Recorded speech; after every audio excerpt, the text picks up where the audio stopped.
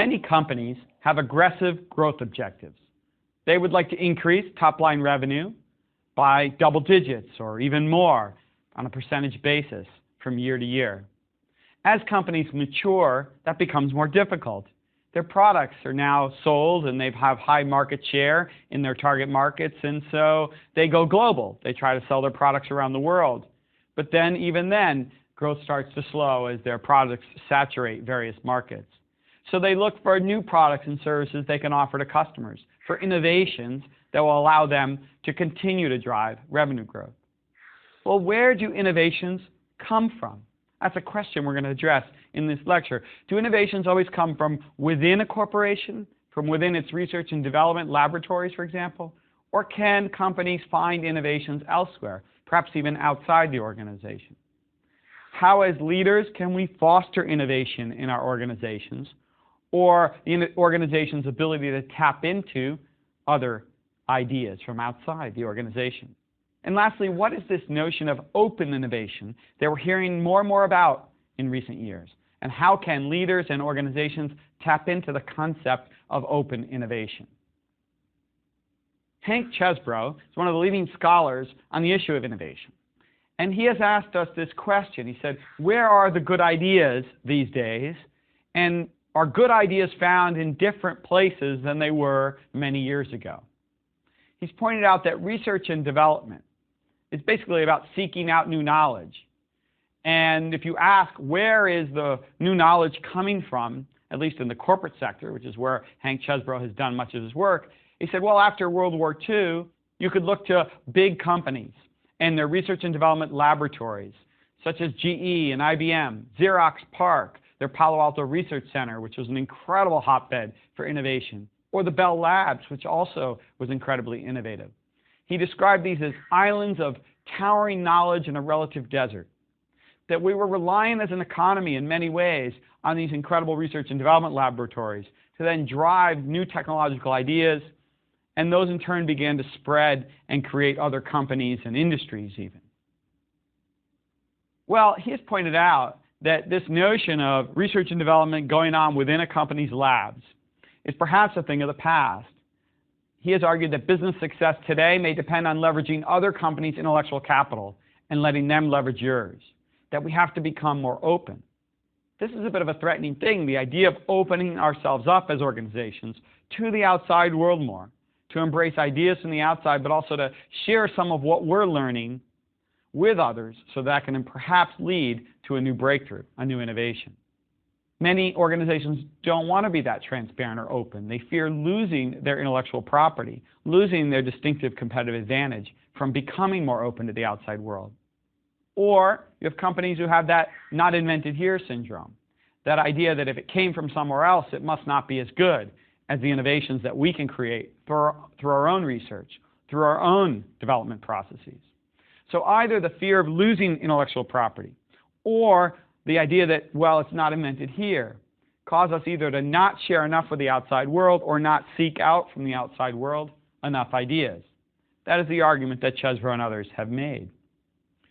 Is this important, the idea of opening up more in our search for innovative products and services and ideas?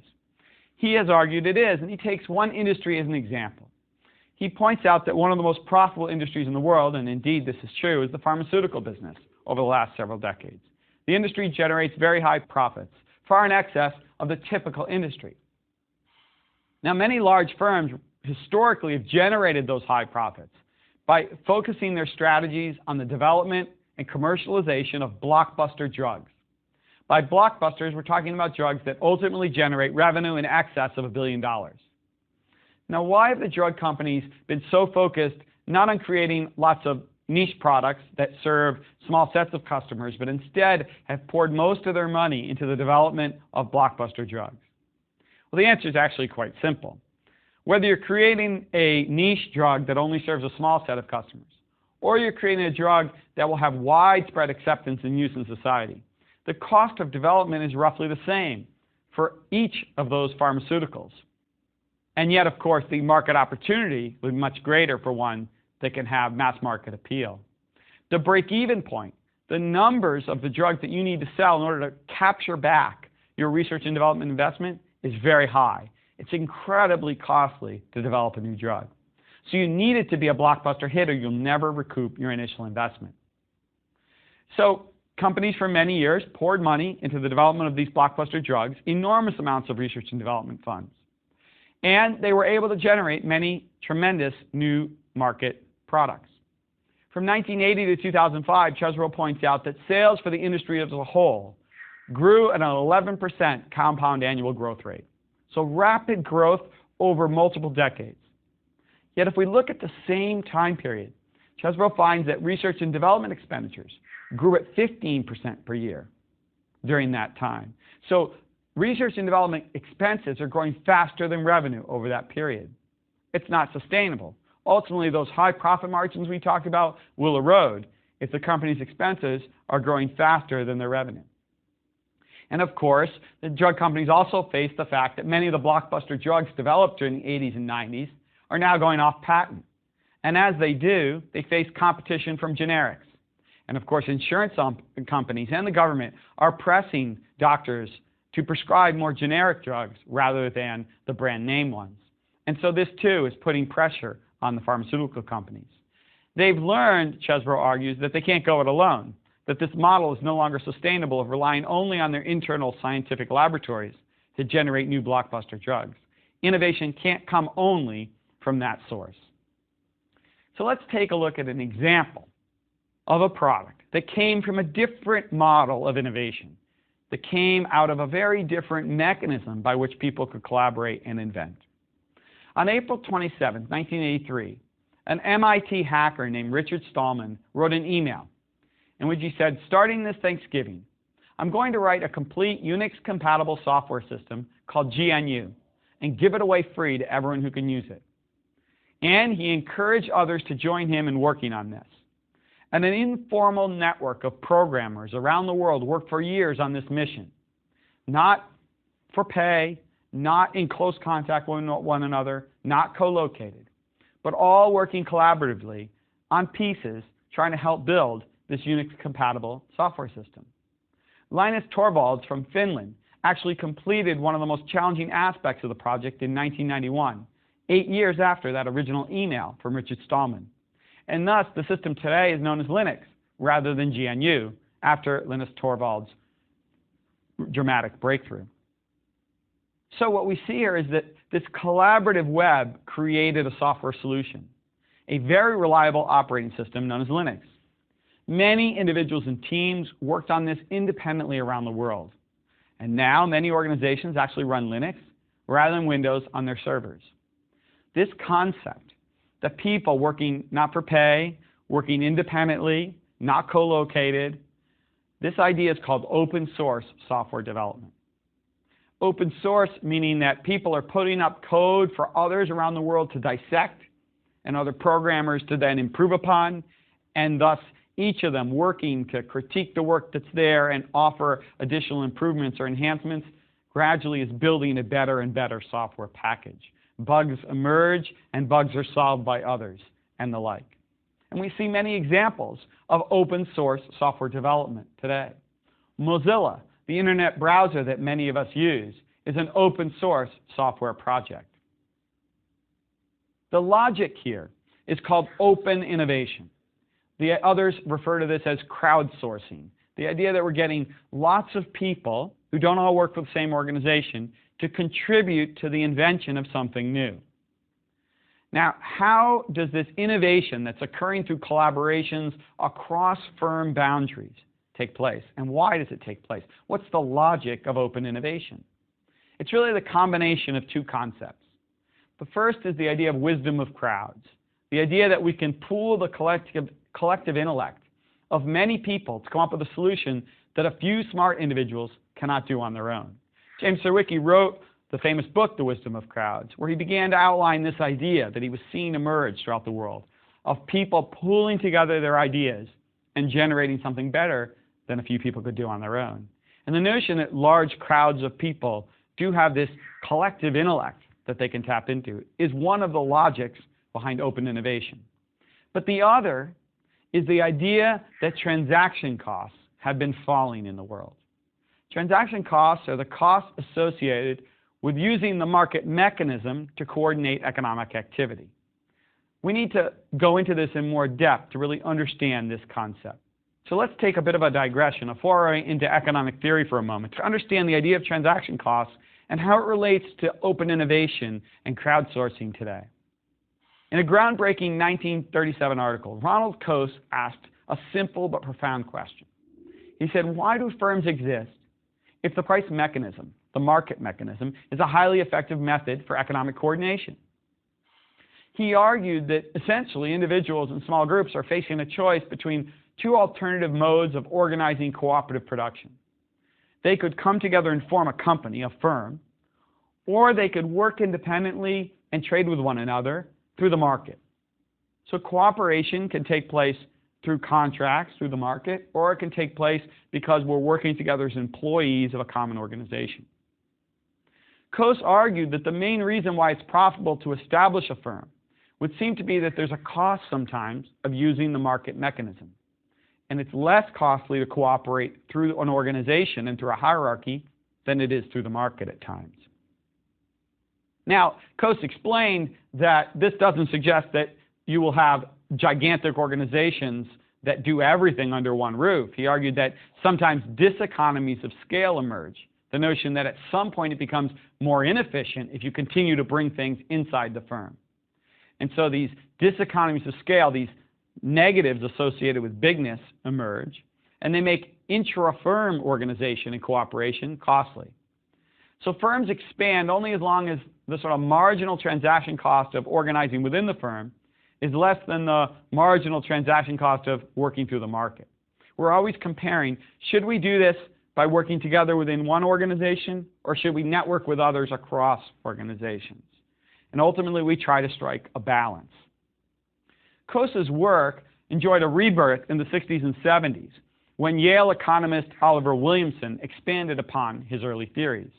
Williamson sought to more fully describe both the nature of transactions and the variety of organizing structures available when it came to organizing the production of goods and services. Williamson and Coase, because of this work, both went on to win Nobel Prizes. Williamson argued that certain transaction characteristics actually dictate the choice of where we'll find certain economic activity. How will we structure it? According to Williamson, transactions possess three key characteristics. There's uncertainty, sometimes high, sometimes low. There's the frequency of the transaction. How often do we interact with one another when we're engaged in some cooperative endeavor? And there's the degree to which durable transaction-specific investments are incurred on the part of one or both parties. Let's look at these in some detail. The argument is very simple with regard to uncertainty. The more uncertainty and ambiguity in a situation, the harder it is to write contracts to govern our cooperation. Contracts become costly and complex as ambiguity rises. This means that we're less likely to use the market and more likely to bring things inside the firm and to work together as employees of a common organization as uncertainty rises. He also argued that frequency matters. If we have to constantly cooperate with one another every minute of every day, we're less likely to do that through the market. We'll do that by joining together in a common organization. The less frequently we have to interact, the more likely we can use the market, that we can contract or cooperate without having to work for the same organization. And lastly, there's the issue of asset specificity. If we have to invest in assets, whether they're physical or intangible, that are specific to this particular cooperation we're engaged in, to the other party, then we open ourselves up to opportunistic behavior on the part of counterparts. And so when that happens, we're likely to join together and not work through the market. I'll give you a simple example of this. Suppose you have an oil refinery and a pipeline.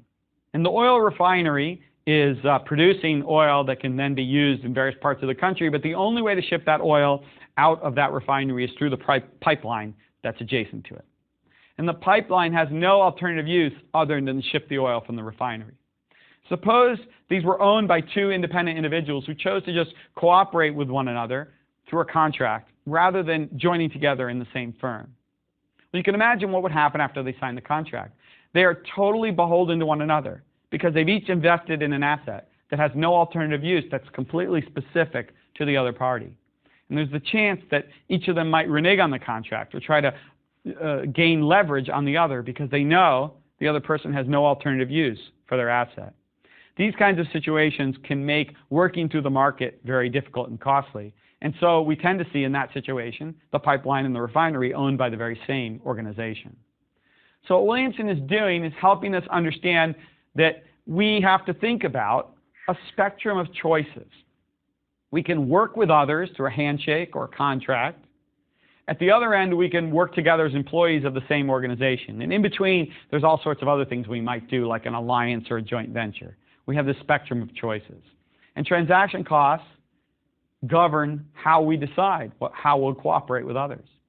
Well, Don Tapscott is an innovation scholar and author. And he's argued that for a variety of reasons, transaction costs, the costs of working with others in other organizations through the market as opposed to as employees of the same firm, that transaction costs have been falling dramatically due to technology and the web and the like.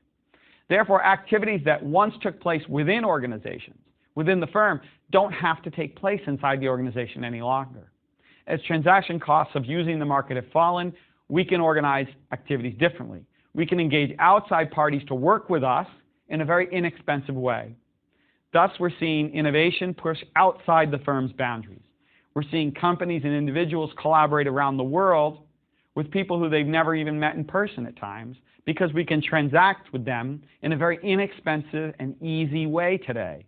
We couldn't do that many years ago. Transaction costs were higher, and that pushed us to come together in the same firm. That's the theory behind why we're seeing more open innovation today than we did decades ago. Let's take a look at some examples of what we mean by open innovation. In 2004, Procter & Gamble launched Pringles Prints, a product with pictures and words, jokes, animal facts, trivia questions, imprinted on each potato chip. The product actually became quite a hit fairly quickly. The idea actually for putting images on chips had arisen at P&G, Procter & Gamble, several years earlier. But it was really challenging, and they weren't exactly sure how they were going to do this. Good idea, can we implement it? Now, in the past, Procter & Gamble would have put a lot of money and a lot of time and resources internally in their research and development laboratories to try to solve this perplexing problem, to try to figure out how to come up with a product that could go to market with these interesting new features. Well, that's not what they did, though. They didn't go simply to their own laboratory to try to solve the problem. Procter & Gamble wrote a technology brief that explained what they were trying to do and what were the technical hurdles they were running into in trying to achieve this outcome. And then they shared this brief around the world with a variety of partners that they'd established. And they went about looking for someone who could help them come up with a solution. And one of their partners working with them discovered, interestingly, a small bakery in Italy, in Bologna. And there, a professor working with these bakers had developed a way of printing edible images on cakes and cookies. And there, Procter & Gamble had found its solution. There they found someone who'd overcome the technical hurdles that their internal scientists had not been able to overcome. There, the solution was in Italy, in a small bakery, that they could now use to bring a new version of Pringles to market. So what's the lesson here? What's the idea? Well, Procter & Gamble's actually been moving in a direction they call this connect and develop, where more and more of the innovations that they're bringing to market actually stem from outside the organization. In fact, they've set a goal that 50% of innovations should come from the outside in some form. Now, why is Procter & Gamble doing this? Well, think about the company. Think about the products it sells. Ivory soap, Tide laundry detergent, Crest toothpaste, Gillette razors. Many of these categories are very mature. These products have been around for decades. Go back to how we started the lecture. Imagine trying to drive revenue growth at a company with a huge amount of revenue already. So you're trying to grow from a very large base. And you have lots of products and services in very mature categories. How are you going to find growth? Well, Procter & Gamble's come to the conclusion that you aren't going to do it alone. You aren't going to do it only with your own research and development laboratories. So they're leveraging the idea that there's capable outside researchers, many more of them outside than there are inside. They point out that there are probably 200 highly capable outside researchers for every one P&G researcher working for the firm that they've been able to develop in these relationships. So they've named 70 technology entrepreneurs who go around the world scouring the globe looking for ideas, looking for outside partners and researchers who have ideas, who've solved problems, technical ones in some cases, that can be useful to them as they develop new products. Their innovation success rate has climbed dramatically, and their cost of research and development has fallen substantially by looking to open innovation to the world around them to find ideas. And since transaction costs have fallen, since they can travel the world inexpensively, since they can collaborate inexpensively, share information inexpensively, and even contract inexpensively, they can do this in ways that they could never have done decades before.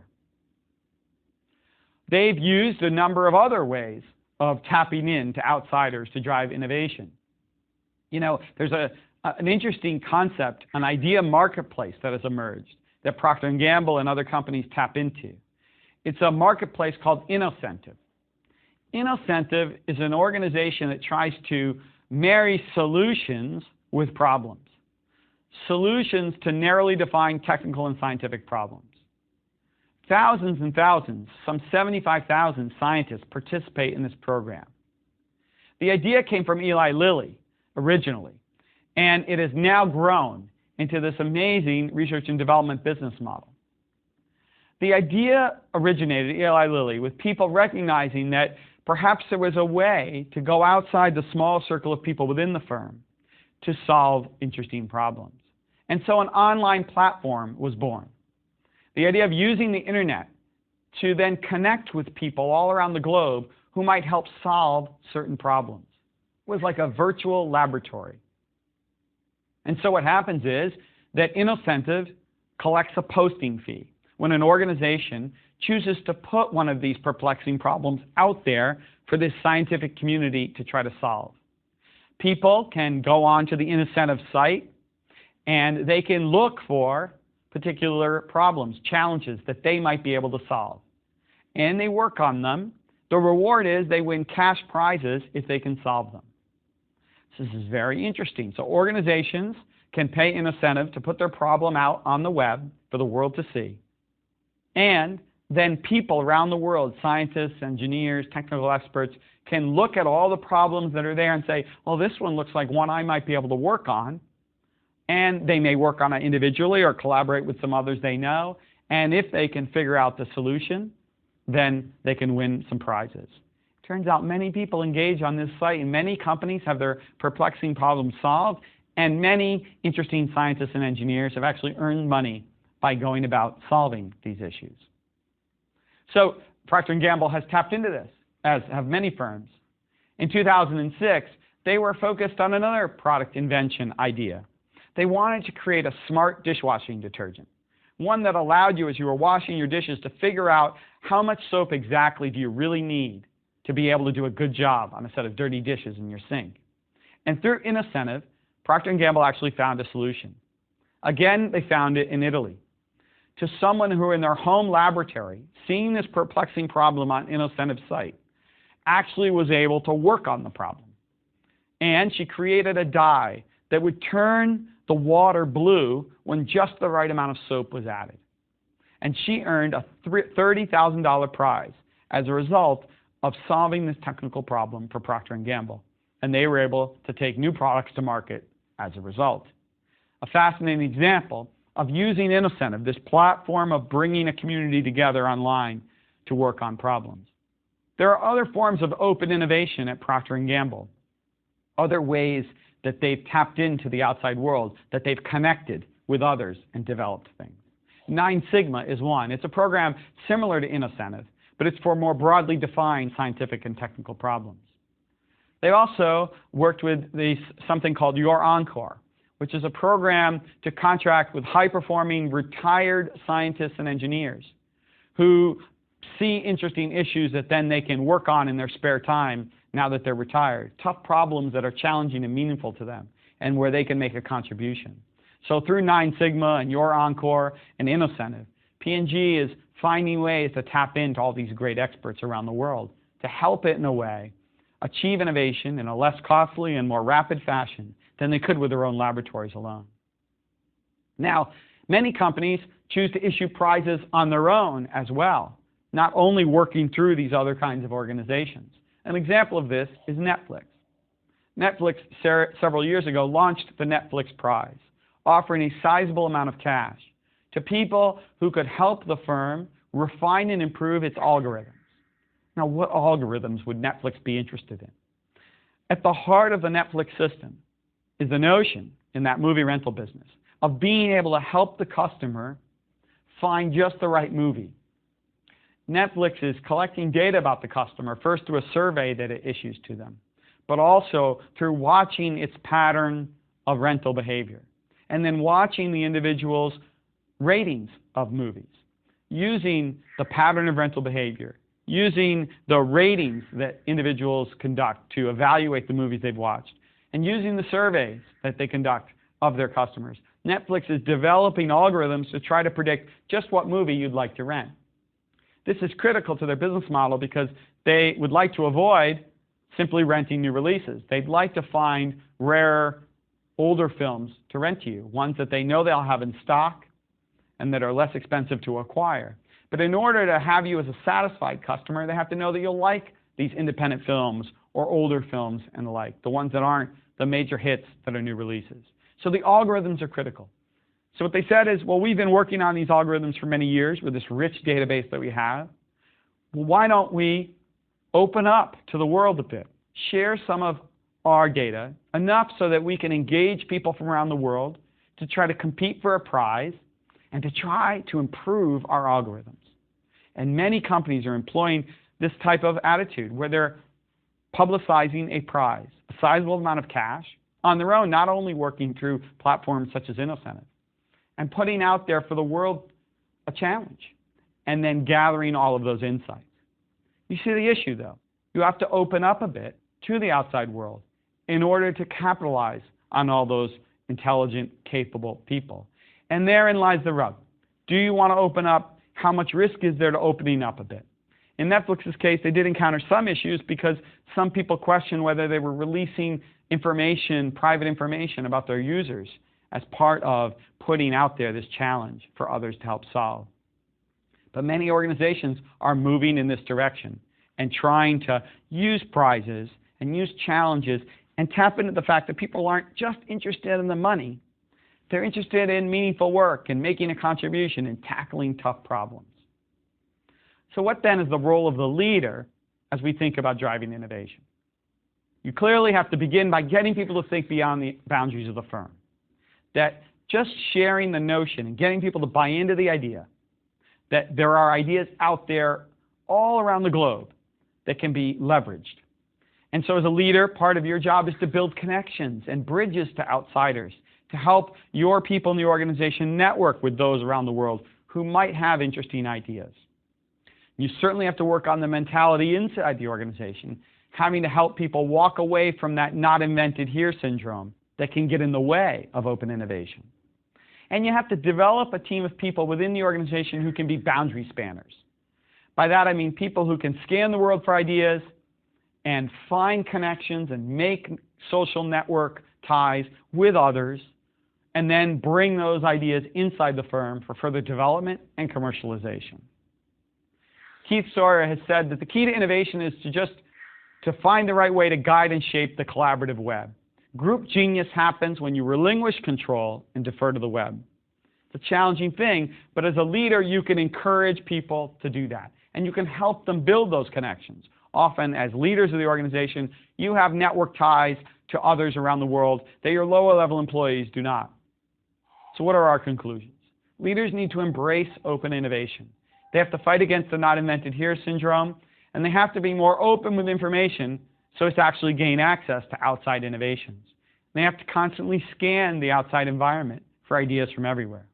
And finally, and perhaps most importantly, they need to have good folks who can help them within the organization discern which outside innovations should be adopted. I studied a firm called GameRight several years ago, It's a company that makes toys and games for children. And they tap into a world of inventors out there to help invent new games. They don't do it all on their own. But a critical function at Gamewright resides with those few people within the firm who are collecting all these ideas from outside and deciding which ones should we further develop. So being able to scan the environment is critical, but then being able to judge from amidst this huge mass of data, what are the ideas worth further exploring and worth bringing inside the firm to further develop? That's a critical capability, and leaders need to foster that capability in their organizations.